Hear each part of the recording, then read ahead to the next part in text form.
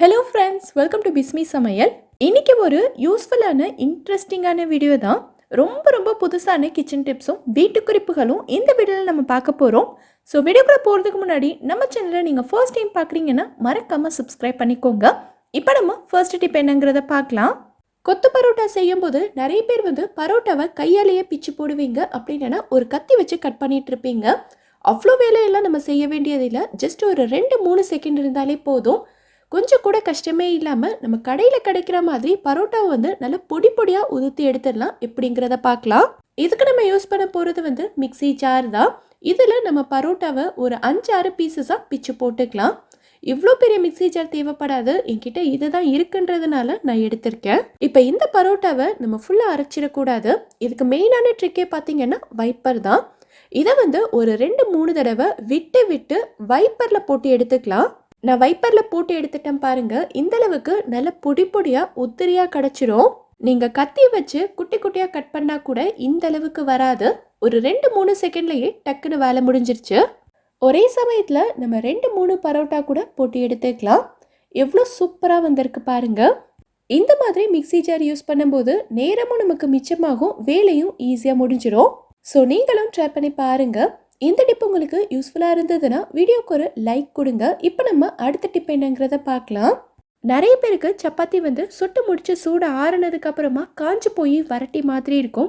நம்ம டிஃபன் பாக்ஸில் பேக் பண்ணி கொடுத்து அனுப்பும் போதும் குட்டீஸ் ரொம்ப ஹார்டாக இருக்குன்னு சொல்லிட்டு அப்படியே திருப்பி எடுத்துகிட்டு வந்துடுவாங்க. அப்படி இருக்கவங்க இப்போ நான் சொல்கிற டிப்பை ட்ரை பண்ணி பாருங்கள். சப்பாத்தி இந்த அளவுக்கு நல்ல லேயராக அவ்வளோ சாஃப்டாக இருக்கும். சூடு ஆறுனதுக்கு அப்புறமாவும் இதே சாஃப்ட்னஸோடு இருக்கும். ஃபஸ்ட்டு சப்பாத்தி மாவை கொஞ்சமாக மாவு தூவிட்டு எப்பயும் போல் நல்லா தேய்ச்சி எடுத்துக்கலாம். எவ்வளோ மெல்லிசாக தேய்க்க முடியுமோ அவ்வளோ மெல்லிசாக தேய்ச்சி எடுத்துக்கோங்க. அடுத்ததாக பார்த்தீங்கன்னா இதில் கொஞ்சமாக நம்ம எண்ணெய் அப்ளை பண்ண போகிறோம். இந்த எண்ணெய்க்கு பதிலாக நீங்கள் கொஞ்சமாக பட்டர் அப்படி இல்லைன்னா நெய் கூட சேர்த்துக்கலாம். இன்னுமே நல்ல ஹெல்த்தியான ஆப்ஷனாக இருக்கும்.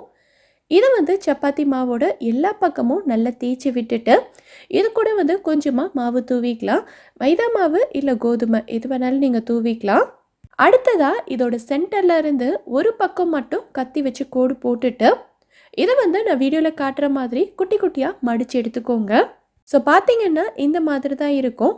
இது கொஞ்சம் அகலமாக இருக்கிறதுனால இன்னொரு மடிப்பு மடிச்சுட்டு இதை மடக்கி வச்சு எப்பயும் போல் மறுபடியும் தேய்ச்சி எடுத்துக்கலாம். இதில் இடையில நம்ம எண்ணெயும் மாவும் சேர்த்துருக்கிறதுனால நல்ல லேயராக வரும்.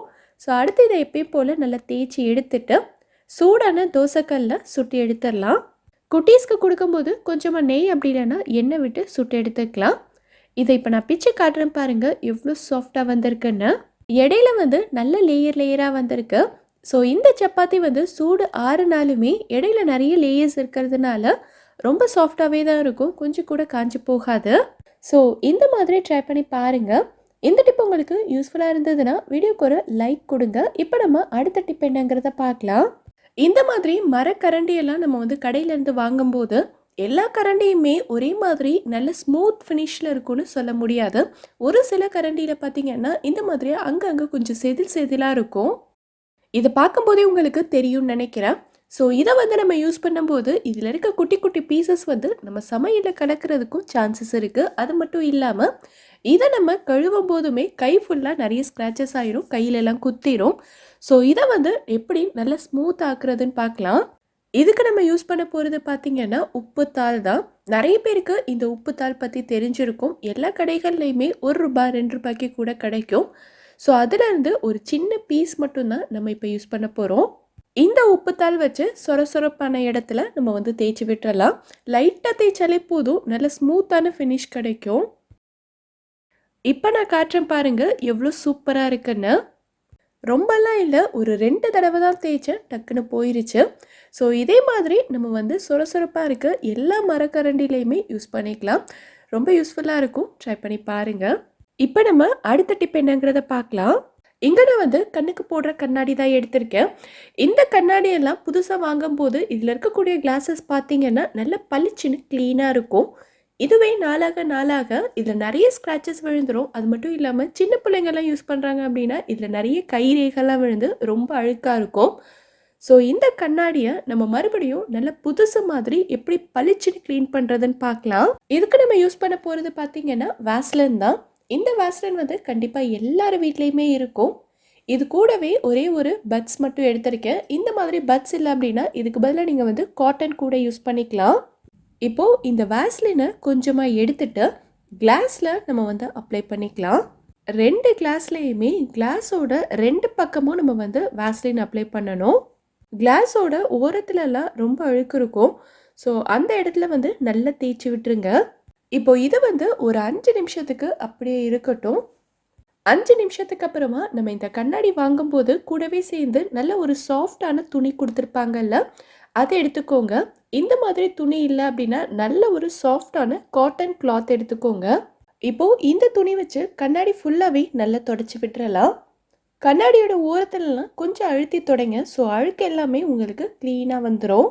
ஸோ இப்போ பாருங்கள் கண்ணாடி வந்து எவ்வளோ பளிச்சுன்னு இருக்குன்னு. இதில் கொஞ்சம் கூட கைரேகை, அழுக்கு, ஸ்க்ராச்சஸ் எதுவுமே இருக்காது. நம்ம புதுசாக வாங்கும் போது இந்த கிளாஸஸ் எப்படி இருந்ததோ அதே மாதிரி இருக்கும். ஸோ ட்ரை பண்ணி பாருங்கள். இப்போ நம்ம அடுத்த டிப் என்னங்கிறத பார்க்கலாம்.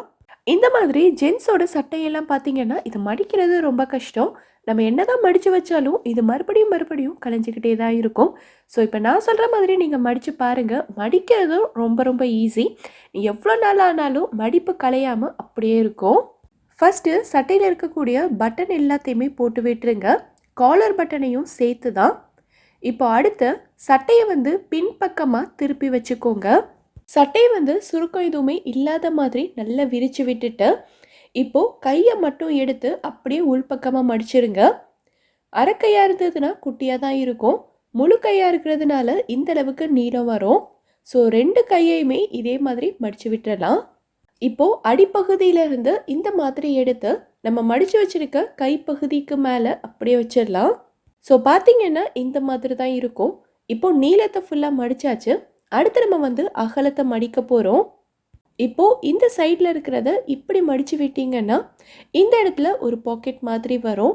ஸோ இன்னொரு பக்கத்தில் இருக்கிறத எடுத்து அப்படியே இதுக்குள்ளே விட்டுறலாம்.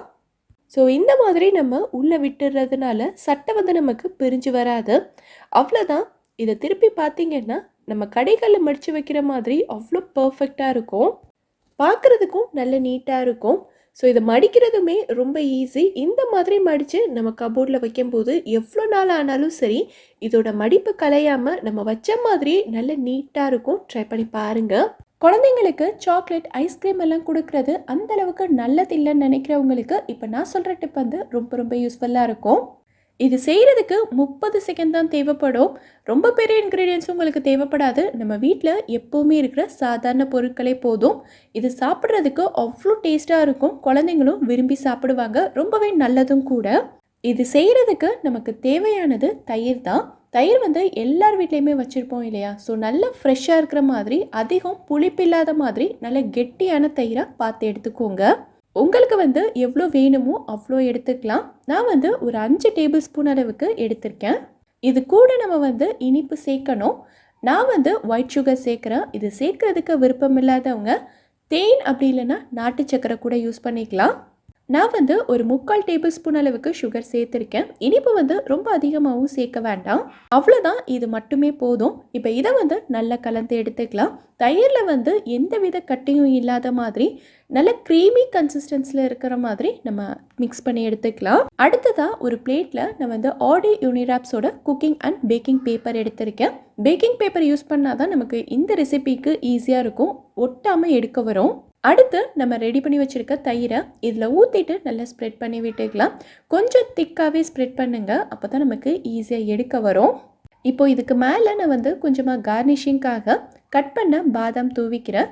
உங்களோட இஷ்டம்தான். நீங்கள் மேலே கார்னிஷிங்க்கு எது வேணாலும் யூஸ் பண்ணிக்கலாம். அது மட்டும் இல்லாமல் இதை கடித்து சாப்பிடும்போது நல்ல க்ரன்ச்சியாகவும் இருக்கும். கூடவே கொஞ்சமாக கிரேப்ஸும் கட் பண்ணி வச்சுருக்கேன். இப்போது இதை வந்து ஒரு 4லேருந்து 5 மணி நேரத்துக்கு ஃப்ரீசரில் வச்சு நம்ம ஃப்ரீஸ் பண்ண போகிறோம். ஒரு 5 மணி நேரம் ஆனதுக்கப்புறமா நான் ஃப்ரீசர்லேருந்து வெளியில் எடுத்துட்டேன். எவ்வளோ சூப்பராக வந்திருக்கு பாருங்கள். இதை வந்து நீங்கள் குழந்தைங்களுக்கு சாக்லேட்டுக்கு பதிலாகவோ இல்லை ஐஸ்கிரீமுக்கு பதிலாகவோ கொடுக்கலாம். இதில் வந்து நம்ம தயிர் தான் சேர்த்துருக்கோன்றதுனால ரொம்பவே ஹெல்த்தியானது. அது மட்டும் இல்லாமல் இதோட டேஸ்ட்டுமே சூப்பராக இருக்கும். ஸோ ட்ரை பண்ணி பார்த்துட்டு எனக்கு கமெண்ட்டில் சொல்லுங்கள். இந்த வீடியோவில் நான் சொல்லியிருக்க டிப்ஸ் எல்லாமே உங்களுக்கு ரொம்பவே யூஸ்ஃபுல்லாக இருந்திருக்கும்னு நினைக்கிறேன். இதிலிருந்து ஏதாவது ஒரு டிப் உங்களுக்கு யூஸ்ஃபுல்லாக இருந்தாலும் மறக்காமல் எனக்கு கமெண்ட்டில் சொல்லுங்கள். இந்த வீடியோ பிடிச்சிருந்தா லைக் பண்ணுங்கள். உங்கள் ஃப்ரெண்ட்ஸ், உங்கள் ஃபேமிலி மெம்பர்ஸ்க்கு இந்த வீடியோ யூஸ்ஃபுல்லாக இருக்கும்னு நினச்சிங்கன்னா கண்டிப்பாக ஷேர் பண்ணுங்கள். மறக்காமல் நம்ம பிஸ்மி சமையலுக்கு சப்ஸ்கிரைப் பண்ணிவிட்டு பக்கத்தில் இருக்கக்கூடிய பெல் ஐக்கானில் ஆப்ஷன் ஆலும் கிளிக் பண்ணுங்கள். தேங்க்யூ.